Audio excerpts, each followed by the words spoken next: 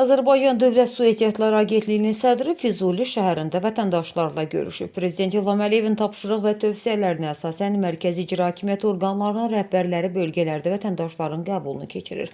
Onların müxtəlif məsələlərlə bağlı müraciətlərini, ərizə və şikayətlərinin müsbət həll olunması üçün tədbirlər görürlər.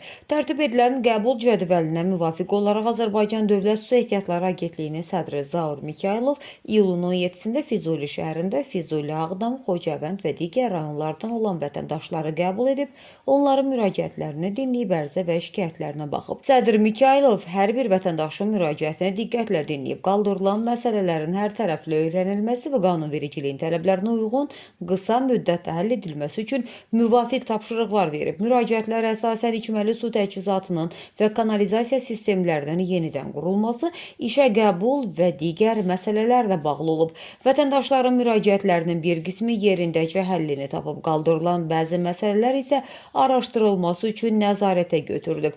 Sakinlər bölgələrdə vətəndaşların qəbulu və müraciətlərinə baxılması üçün rahat və əlverişli şərait yaradılmasına razılıqlarını dilə gətirərək göstərilən diqqət və qayğıya görə Prezident İlham Əliyevə minnətdarlıqlarını bildiriblər.